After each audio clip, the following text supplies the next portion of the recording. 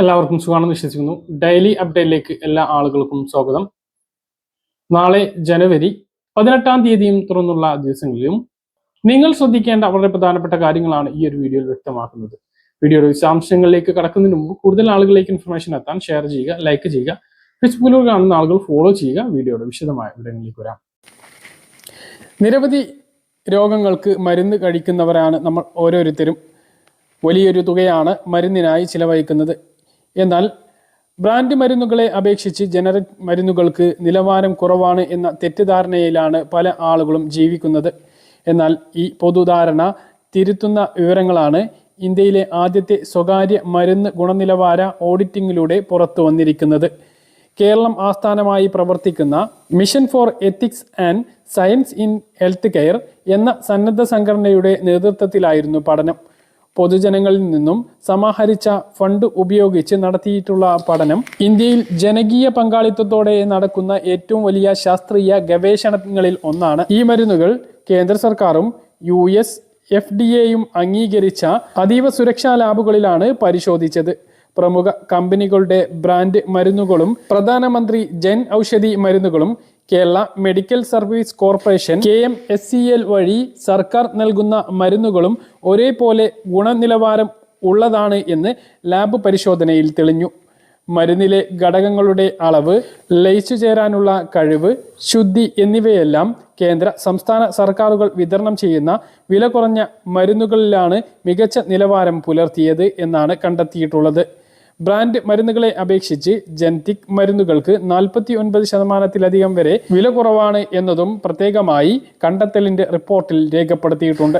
അപ്പോൾ വളരെ ആശ്വാസം നൽകുന്ന, സാധാരണക്കാർക്ക് ആശ്വാസം നൽകുന്ന വാർത്തയാണ്. അതായത് സർക്കാർ ആശുപത്രികളിലൂടെ നൽകുന്ന മരുന്നുകളും അതിനു പുറമെ ജൻ ഔഷധി, പ്രധാനമന്ത്രി ജൻ ഔഷധി കേന്ദ്രങ്ങൾ, നമുക്കറിയാം മരുന്നുകൾ വളരെ വലിയ വിലക്കുറവിലാണ് അവിടെ നിന്നും ലഭിക്കുന്നത്. ഇതെല്ലാം മറ്റ് ബ്രാൻഡ് കമ്പനികളുടെ മരുന്നിനേക്കാൾ ഗുണനിലവാരം പുലർത്തുന്നുണ്ട് എന്നാണ് വ്യക്തമാക്കിയിട്ടുള്ളത്. എന്ന് പറഞ്ഞാൽ മറ്റ് ബ്രാൻഡുകളുടെ മരുന്നുകൾ ഗുണനിലവാരം ഇല്ല എന്നല്ല, അതിനേക്കാൾ മികച്ചതാണ് കേന്ദ്ര സർക്കാരിൻ്റെ പ്രധാനമന്ത്രി ജൻ ഔഷധിയിലൂടെയും സംസ്ഥാന സർക്കാർ ഗവൺമെൻറ് ആശുപത്രികളിലൂടെയും കുടുംബാരോഗ്യ കേന്ദ്രങ്ങളിലൂടെയും വിതരണം ചെയ്യുന്ന മരുന്നുകൾക്കും ഉള്ളത് എന്നുള്ളതാണ് ഏറ്റവും പ്രധാനപ്പെട്ട അറിയിപ്പ്.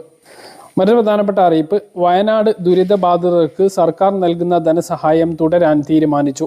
റവന്യൂ മന്ത്രി K. രാജനാണ് ഈ കാര്യം അറിയിച്ചത്. ഈ മാസം തന്നെ ഇത് സംബന്ധിച്ച് ഉത്തരവിറക്കും. ദുരിതബാധിതർക്ക് ആശങ്ക വേണ്ട എന്നും K. രാജൻ പറഞ്ഞു. പുതിയ വീടുകൾ ലഭിക്കുന്നത് വരെ 9,000 രൂപ പ്രതിമാസ ധനസഹായം തുടരുമെന്നും അദ്ദേഹം അറിയിച്ചു. ഡിസംബർ 31 വരെയായിരുന്നു നിലവിലെ സഹായം വിതരണം ചെയ്തത്. മറ്റൊരു പ്രധാനപ്പെട്ട അറിയിപ്പ്, കേന്ദ്ര തൊഴിൽ മന്ത്രാലയത്തിന് കീഴിലുള്ള നാഷണൽ കരിയർ സർവീസ് സെന്ററിന്റെ ആഭിമുഖ്യത്തിൽ നാനാജിറ ദേശീയ തൊഴിൽ സേവാ കേന്ദ്രത്തിൽ വെച്ച് ജനുവരി 22 തൊഴിൽ മേള സംഘടിപ്പിക്കും.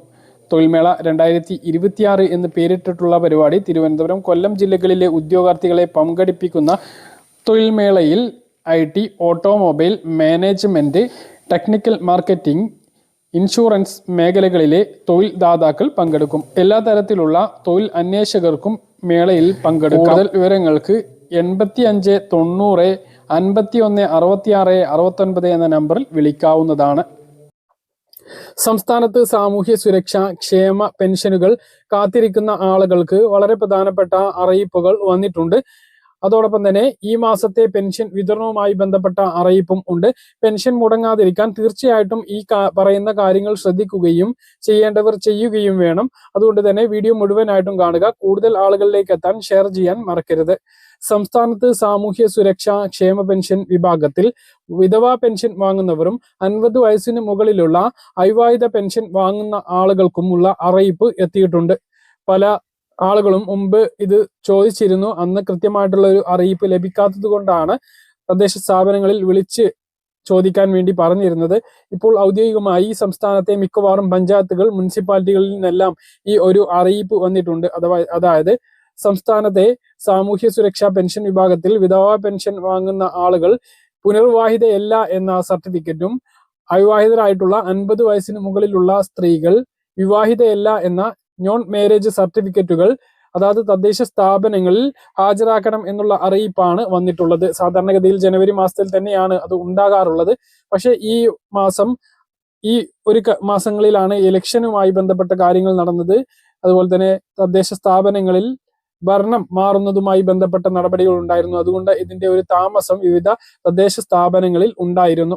അപ്പോൾ നിങ്ങളുടെ പഞ്ചായത്തിൽ നിന്നും നിങ്ങൾക്ക് ഈ അറിയിപ്പ് ലഭിച്ചിട്ടില്ല എങ്കിൽ നിങ്ങളുടെ പഞ്ചായത്തുമായിട്ടൊന്ന് ബന്ധപ്പെടണം. മുനിസിപ്പാലിറ്റി ആണെങ്കിൽ മുനിസിപ്പാലിറ്റിയിൽ ഈ കാര്യവുമായിട്ടൊന്ന് ബന്ധപ്പെടണം. നിങ്ങളുടെ വാർഡ് മെമ്പറോടോ അല്ലെങ്കിൽ കൗൺസിലറോടോ ചോദിച്ചാൽ ഈ കാര്യം അറിയാവുന്നതാണ്.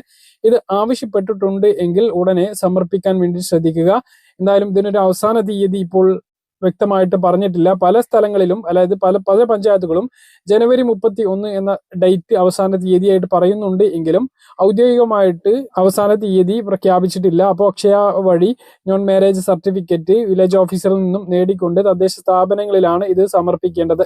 അപ്പോൾ എല്ലാ വിധവാ പെൻഷൻ വാങ്ങുന്നവരും 50 വയസ്സിന് മുകളിലുള്ള അവിവാഹിത പെൻഷൻ വാങ്ങുന്ന സ്ത്രീ ഗുണഭോക്താക്കളും ഈ കാര്യം ചെയ്യണമെന്ന് ഓർമ്മിപ്പിക്കുന്നു. മറ്റൊന്ന്, ക്ഷേമ പെൻഷൻ വിഭാഗത്തിൽ വരുമാന സർട്ടിഫിക്കറ്റ് സമർപ്പണവുമായി ബന്ധപ്പെട്ട് കഴിഞ്ഞ ദിവസം ധനമന്ത്രി അറിയിപ്പ് നൽകിയപ്പോൾ നിരവധി പേർക്ക് സംശയം, ഞങ്ങൾ ഈ വരുമാന സർട്ടിഫിക്കറ്റ് സമർപ്പിക്കണമോ എന്ന് പല ആളുകളും കമന്റ് ആയിട്ട് ചോദിക്കുന്നുണ്ട്. കൃത്യമായിട്ട് നമ്മൾ പലതവണ പറഞ്ഞതാണ് എങ്കിലും ഒന്നുകൂടി വിശദീകരിക്കുകയാണ്. 2019 ഡിസംബർ 31 വരെ പെൻഷൻ ഗുണഭോക്തൃ പട്ടികയിൽ ഉൾപ്പെട്ടവരിൽ ഇതുവരെ ഒരു തവണ പോലും വരുമാന സർട്ടിഫിക്കറ്റ് സമർപ്പിക്കാത്തവർ മാത്രമാണ് വരുമാന സർട്ടിഫിക്കറ്റ് സമർപ്പിക്കേണ്ടത്. അതായത് 2020 ജനുവരി മുതൽ പെൻഷൻ കിട്ടിയിട്ടുള്ളവരാരും വരുമാന സർട്ടിഫിക്കറ്റ് സമർപ്പിക്കേണ്ടതില്ല. അതിനു മുമ്പ് പെൻഷൻ കിട്ടിയിട്ടുള്ള ഒരു പ്രാവശ്യം വരുമാന സർട്ടിഫിക്കറ്റ് ആവശ്യപ്പെട്ടിരുന്നു. അതിനു മുമ്പ് പെൻഷൻ കിട്ടിയിട്ടുള്ള ആളുകളോട് അന്ന് സർട്ടിഫിക്കറ്റ് നൽകാത്ത 2 ലക്ഷത്തി ചില്ലാന ആളുകളുണ്ട്. അവർ മാത്രമാണ് വരുമാന സർട്ടിഫിക്കറ്റ് നൽകേണ്ടത്. അവർക്കുള്ള സമയപരിധി 6 മാസം കൂടിയുണ്ട്. ഡിസംബറിൽ അവസാനിച്ച സമയപരിധിയാണ് അടുത്ത ജൂൺ 30 വരെ നീട്ടിയിട്ടുള്ളത്. അതിനുള്ളിൽ വരുമാന സർട്ടിഫിക്കറ്റ് അപ്ലോഡ് ചെയ്യണം. അക്ഷയ വഴി ചെയ്യാം. ജൂൺ 30 കഴിഞ്ഞാൽ പെൻഷൻ മുടങ്ങുന്ന സാഹചര്യം ഉണ്ടാകും. അതുകൊണ്ട് ഈ കാര്യം ഗൗരവത്തിലെടുക്കുക. 2000 രൂപ ക്ഷേമ പെൻഷൻ 2 മാസമാണ് ഇപ്പോൾ വർദ്ധിപ്പിച്ചതിന് ശേഷം വിതരണം ചെയ്തത്. അതിനു മുമ്പ് 1600 ആയിരുന്നു. ഈ മാസം 3ാം ഗഡുവായിട്ടുള്ള 2000 രൂപയുടെ വിതരണം, ജനുവരി മാസത്തെ പെൻഷൻ വിതരണം ഈ മാസം 23-നോ 22-നൊക്കെ ആയിട്ട് ഉണ്ടാകും എന്നാണ് നമ്മൾ കരുതുന്നത്. ചൊവ്വാഴ്ച കടമെടുപ്പ് ഉണ്ടാവുകയാണ് എങ്കിൽ പെൻഷൻ തുകയുടെ വിതരണം 2 ദിവസത്തിനകം തന്നെ ആരംഭിക്കുന്നതാണ്. അതിനു മുമ്പ് ധനമന്ത്രിയുടെ ഭാഗത്തുനിന്നുള്ള അറിയിപ്പ് വരും. ഈ മാസം 20-ാം തീയതി ചൊവ്വാഴ്ച തന്നെയാണ് നമ്മുടെ നിയമസഭാ സമ്മേളനം തുടങ്ങുന്നത്. ബജറ്റ് സമ്മേളനമാണ്. ഈ സർക്കാരിന്റെ അവസാന ബജറ്റാണ്. 29-ാം തീയതി ബജറ്റിൽ പെൻഷൻ വർധനവുമായി ബന്ധപ്പെട്ട ഒരു പ്രഖ്യാപനം നമ്മൾ പ്രതീക്ഷിക്കുന്നുണ്ട്. സർക്കാരിന്റെ വാഗ്ദാനമായിട്ടുള്ള 2500-ലേക്ക് പെൻഷൻ എത്തിക്കുമോ എന്നുള്ളതാണ് ആകാംക്ഷയോട് കൂടിയിട്ട് കാത്തിരിക്കുന്നത്. എന്തായാലും ഈ മാസത്തെ പെൻഷൻ വൈകാതെ എല്ലാവർക്കും എത്തിച്ചേരും. കയ്യിലും ബാങ്കിലൊക്കെ ആയിട്ട് ഈ മാസം 31-ന് മുമ്പ് കിട്ടും എന്നാണ് പറയുന്നത്. പെൻഷൻ മുടങ്ങാതെ കിട്ടാൻ വേണ്ടിയിട്ട് നോൺ മാരേജ് സർട്ടിഫിക്കറ്റ്, അതുപോലെ തന്നെ വരുമാന സർട്ടിഫിക്കറ്റ് ഇവയെല്ലാം നൽകേണ്ടവർ മാത്രം നൽകുക. എല്ലാവരും നൽകേണ്ട കാര്യമല്ല എന്നുള്ളത് കൊണ്ട് തന്നെയാണ് നൽകേണ്ടവർ മാത്രം നൽകുക എന്ന് പറയുന്നത്. മസ്റ്റും ചെയ്യാത്തത് കൊണ്ട് പെൻഷൻ മുടങ്ങിയിട്ടുള്ളവർ അത് ചെയ്യുക. 20-ാം തീയതി വരെ അതിനും അവസരമുണ്ട്. അടുത്തത് SBI ബാങ്ക് അക്കൗണ്ട് ഉള്ളവർ ശ്രദ്ധിക്കേണ്ട കാര്യമാണ്. SBI ഉപഭോക്താക്കൾക്ക് ഇനി മറ്റ് ബാങ്കുകളുടെ ATM ഉപയോഗിച്ചാൽ കൂടുതൽ തുക നൽകേണ്ടി വരും. ATM ട്രാൻസാക്ഷൻ ചാർജ് SBI മാറ്റം വരുത്തിയതോടെയാണ് ഇത്. പുതിയ നിയമങ്ങൾ നിലവിൽ വരുന്നിട്ടുണ്ട്. സേവിങ്സ്, സാലറി, കറന്റ് അക്കൗണ്ട് ഉടമകൾക്ക് ഇതുമൂലം ചാർജ് വർദ്ധിക്കും. SBI സേവിങ്സ് അക്കൗണ്ട് ഉടമകൾക്ക് മറ്റ് ബാങ്കുകളുടെ ATM-ൽ നിന്നും 5 തവണ സൗജന്യ ഇടപാടുകൾ നടത്താൻ സാധിക്കും. എന്നാൽ ഇതിനുശേഷം മറ്റ് ബാങ്കുകളുടെ ATM ഉപയോഗിച്ചാൽ 23 രൂപയും GST-യും നൽകേണ്ടി വരും. 21 രൂപയും GST-യുമായിരുന്നു നേരത്തെ ഉണ്ടായിരുന്ന നിരക്ക്. നേരത്തെ സാലറി അക്കൗണ്ട് ഉടമകൾക്ക് മറ്റ് ATM-കൾ ഉപയോഗിച്ച് നടത്തുന്ന ഇടപാടുകൾക്ക് പരിധി ഇല്ലായിരുന്നു. എന്നാൽ ഇനി മുതൽ 10 ഇടപാടുകൾ മാത്രമേ ഇവർക്ക് സൗജന്യമായി നടത്താനാകൂ. പിന്നീട് നടത്തുന്ന ഓരോ ഇടപാടുകൾക്കും 23 രൂപയും GST-യും നൽകേണ്ടി വരും. എന്നാൽ SBI കറന്റ് അക്കൗണ്ട് ഉടമകൾക്ക് ഒരു ഇടപാട് പോലും മറ്റ് ATM ഉപയോഗിച്ച് സൗജന്യമായി നടത്താനാകില്ല. ഇവർക്ക് മറ്റ് ATM-കൾ ഉപയോഗിക്കുമ്പോൾ 23 രൂപയും GST-യും ഓരോ ഇടപാടിനും നൽകണം. Kisan credit card, basic saving bank deposit എന്നിവർക്ക് മറ്റ് ബാങ്കുകളുടെ ATM ഉപയോഗിച്ച് നടത്താവുന്നതിനും പരിധി ഉണ്ടാകുകയില്ല. സംസ്ഥാനത്ത് ഇന്ന് സ്വർണ്ണവില കൂടി. ഗ്രാമിന് 35 രൂപ കൂടി 13,180 രൂപയും പവന് 280 രൂപ കൂടി 1,05,440 രൂപയിലുമെത്തി. പറഞ്ഞ കാര്യങ്ങൾ കൃത്യമായിട്ട് മനസ്സിലാണെന്ന് കരുതുന്നു. ഇതുപോലുള്ള ഇൻഫർമേഷനുകൾക്ക് ഫോളോ ചെയ്യുക, സബ്സ്ക്രൈബ് ചെയ്യുക. മറ്റൊരു വീഡിയോയുമായി നമുക്ക് വീണ്ടും കാണാം. ഇതുവരെ